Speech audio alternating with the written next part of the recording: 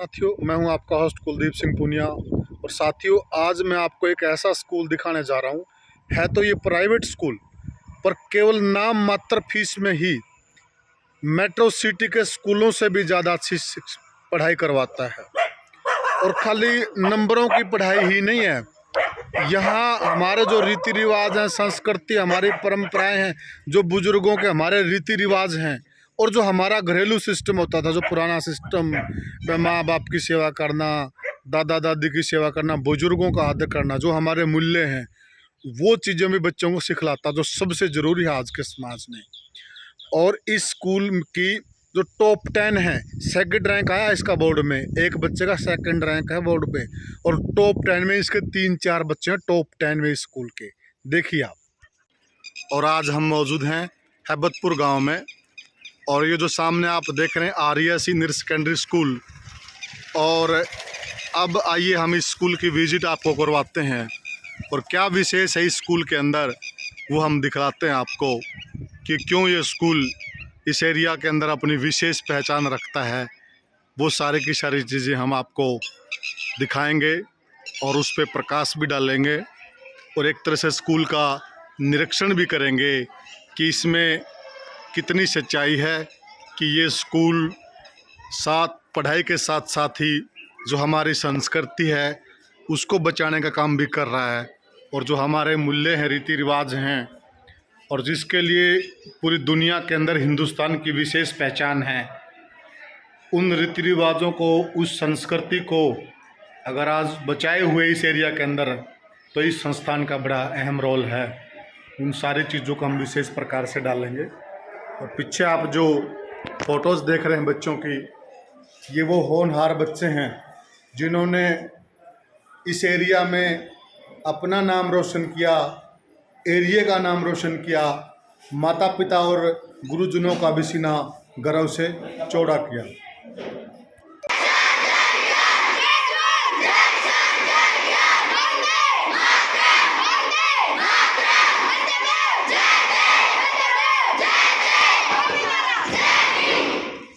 बनेगा तू हिंदू बनेगा ने मुसलमान बनेगा, इंसान की औलाद है इंसान बनेगा। ऊपर वाले ने हम सभी को इंसान से इंसान बनाया, ऊपर वाले ने हम सभी को इंसान से इंसान बनाया। हमने ही कहीं हिंदू कहीं मुसलमान बनाया, हमने ही कहीं हिंदू कहीं मुसलमान बनाया। कुदरत ने तो बख्यासी हमें एक ही धरती थी, कुदरत ने तो बख्यासी हमें एक ही धरती थी, हमने ही कहीं हिंदू कहीं मुसलमान बनाया।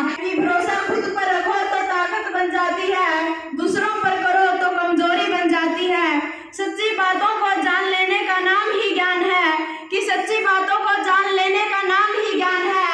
जो अपनी मेहनत से कुछ कर दिखाए वही महान है। हिसार फारसी भाषा का एक शब्द है जिसका अर्थ है किला या दुर्ग। हिसार की स्थापना फिरोज शाह तुगलक ने 1354 ईस्वी में की थी। 12th कक्षा की छात्रा मोहिनी ने सेकंड पोजीशन प्राप्त करके विद्यालय और क्षेत्र का नाम ऊंचा किया है। 10th क्लास के विद्यार्थियों ने बोर्ड की टॉप 10 जो विद्यालय के शिक्षा बोर्ड भिवानी ऊपर के 10 विद्यार्थी जिनका चुनाव करता है, उसमें से तन्वी जो कि विद्यालय की 10वीं कक्षा की छात्रा जिन्होंने 6वां रैंक प्राप्त किया, और उसके साथ ही विद्यालय की दूसरी छात्रा कोमल जिसने 7वां रैंक प्राप्त किया, और उसी के साथ निकिता जिन्होंने पहले वाली तन्वी ने 493 अंक लिए, सेकंड कोमल ने 492 अंक लिए, और निकिता ने 489 अंक लेकर के बोर्ड में 10वां स्थान हासिल किया। तो उसी क्रम में विभिन्न चैनल्स के मीडिया और विभिन्न न्यूज़पेपर्स के पत्रकार महोदय स्कूल का विजिट कर रहे हैं।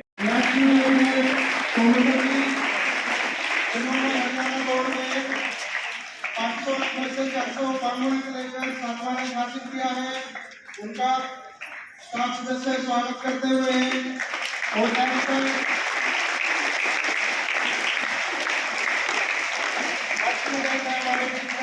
वो मोहिनी जो एक ग्रामीण एरिया में, ऐसे गांव के अंदर जहां सुविधाएं नहीं हैं, जो शहर के बच्चों को सुविधाएं मिलती हैं, यहाँ उनका 1% भी नहीं है।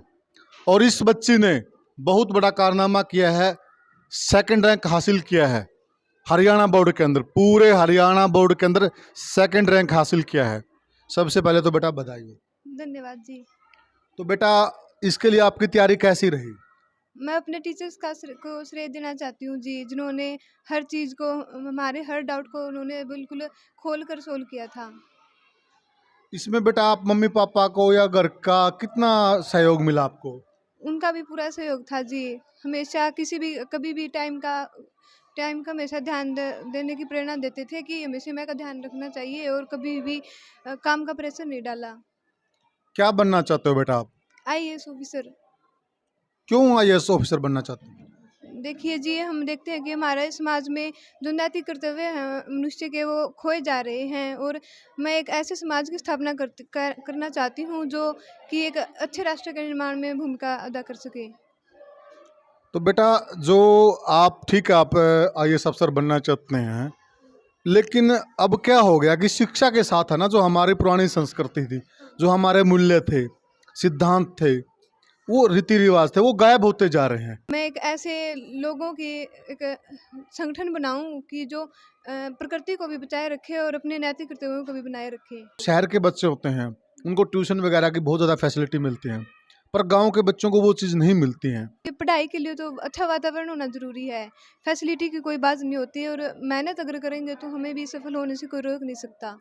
इसी कड़ी में मेरे साथ जुड़ गए हैं 3 और ऐसे होनहार छात्र, जिन्होंने इस गांव का नाम रोशन किया, इस स्कूल का नाम रोशन किया, माता पिता का नाम रोशन किया, और कहीं ना कहीं हमारे समाज का नाम रोशन किया। क्या नाम है बेटा? तन्वी। तन्वी कौन सी क्लास पास किया? 10th।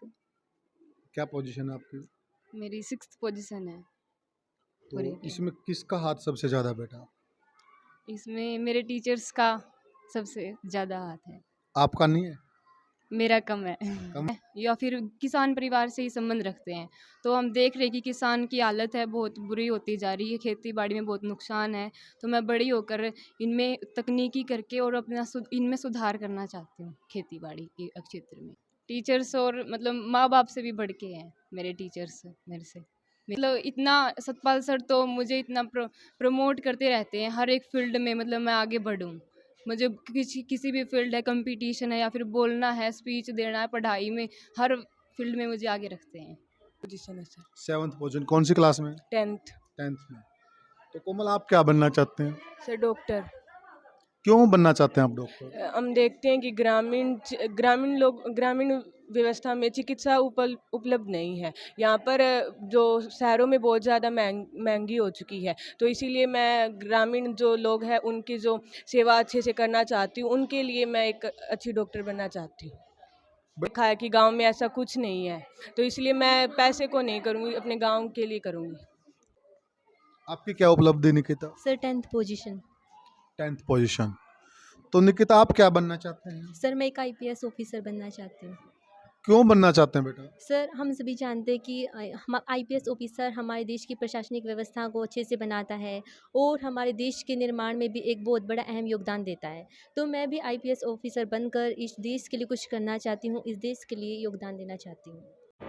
ये नर्सरी क्लास में थी, मतलब जब स्टार्ट किया इन्होंने स्कूल में आना, तो स्कूल से आते ही काम कर लेती थी रोज़ाना ये, लेकिन एक दिन खेलने में लग गई है तो काम नहीं किया इसने, और इसको रात को जाग आ गई करीब 1-1:30 बजे।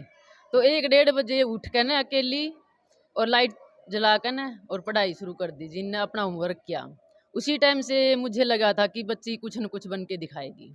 मैं सभी लोगों को इस मीडिया के माध्यम से अवगत करवाना चाहता हूं कि चाहे आप अपने बच्चों को कहीं भी एडमिट करवाएं, इन चीज़ों के ऊपर बिल्कुल फोकस करें कि वहाँ का इन्वायरमेंट कैसा है, वहाँ पर टीच करने वाले टीचर्स कैसे हैं। इन चीज़ों को ध्यान में रखते हुए फिर अपने बच्चों का एडमिशन करवाएं। साप्ताहिक हवन यहाँ पे किया जाता है, जिससे बच्चों में संस्कार उत्पन्न होते हैं और राष्ट्रीयता की भावना भी जागृत होती है। हर रोज़ असेंबली में बच्चों को अपने गोल को डिसाइड करना और उस पर किस तरह से कार्य करना है उसके बारे में बताया जाता है। भगवा रंग का है, क्यों, क्या कारण है इसके पीछे? एक तो कारण ये है कि ये हमारी राष्ट्रीयता का प्रतीक होता है, और एक स्कूल में कोई भी आता है तो मतलब स्कूल में फैशन आदि के ऊपर कोई भी ध्यान नहीं होना चाहिए, तो सिंपल तरीके से आना है। इसी वजह से ये स्कूल में यूनिफॉर्म लगा रखी है टीचर्स की, यही कारण है डालने। मेरा मानना ये है कि गांव के बच्चे और स्कूल के बच्चों में बस इतना फ़र्क होता है कि उनमें कॉन्फिडेंस लेवल ज़्यादा होता है, जहाँ पर हमारे स्कूल में ये काम होता है कि पढ़ाई के साथ साथ बच्चों का कॉन्फिडेंस लेवल इतना बढ़ जाए कि वो शहर वाले बच्चों से पीछे ना रहें।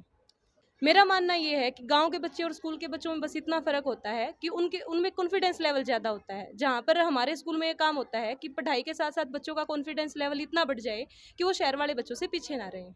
मैथ एक गांव के बच्चों की बड़ी कमजोरी रहती है, तो आप कैसे मतलब उस चीज़ को मजबूत कर रहे हैं?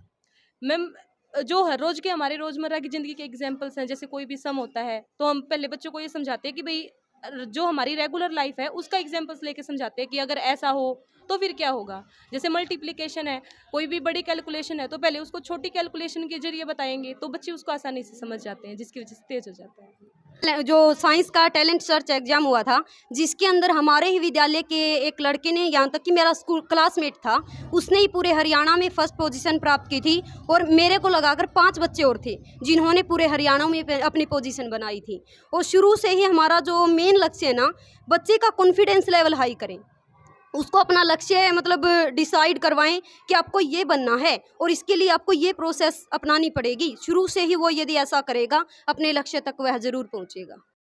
मेरे साथ जुड़ गए यहाँ के जो प्रधानाचार्य हैं या यहाँ के डायरेक्टर हैं, या इस संस्थान की अहम कड़ी हैं, जड़ हैं, सतपाल आर्य जी।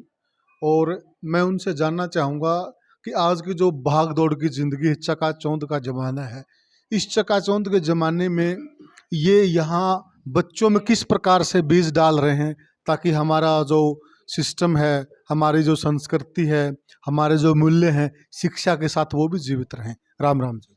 जी नमस्ते कुलदीप जी, और आपकी पूरी टीम का स्कूल विद्यालय में पहुंचने पर बहुत अभिवादन और स्वागत, वेलकम।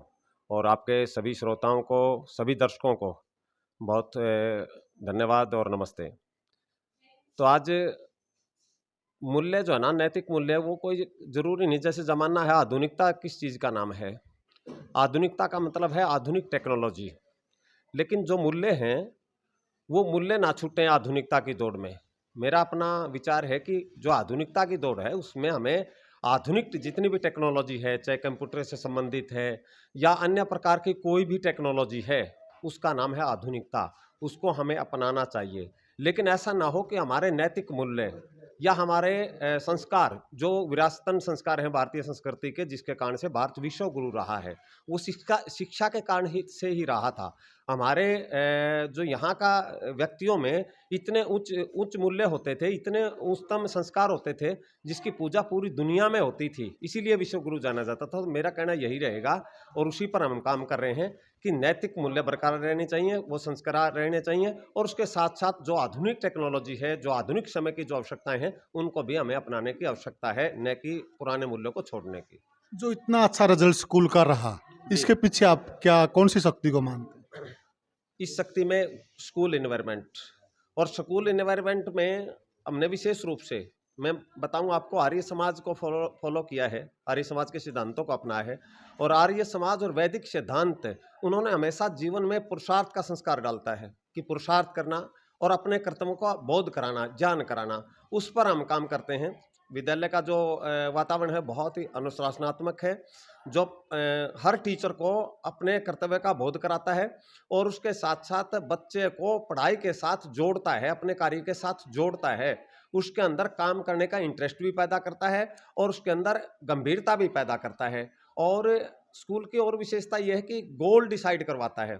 जैसे आप छोटी क्लास के बच्चों को देख रहे हैं, उनसे भी आप पूछोगे कि आपका एम क्या है, आपका गोल क्या है, कि छोटी क्लासेज का एक छोटे छोटे टुकड़ों में होता है कि 10th क्लास का बच्चा तो 10th का एम गोल डिसाइड करेगा कि मैंने वहाँ तक पहुँचना है बोर्ड में। उसके बाद वो अपने लाइफ, जीवन से संबंधित गोल भी डिसाइड करेगा कि मैंने अपने जीवन में ये गोल डिसाइड किया है, अब मुझे वहाँ पहुँचना है। तो पेरेंट्स जुड़ गए हैं, थोड़ी सी पेइंग कैपेसिटी ठीक होती है तो वो कहीं न कहीं शहर के स्कूल की तरफ भागते हैं। यहाँ बच्चे का चहुमुखी शिक्षा केवल किताब में, चहुमुखी विकास, यहाँ संस्कार भी, खेल कूद भी, सभी चीजें इस संस्थान की देन है।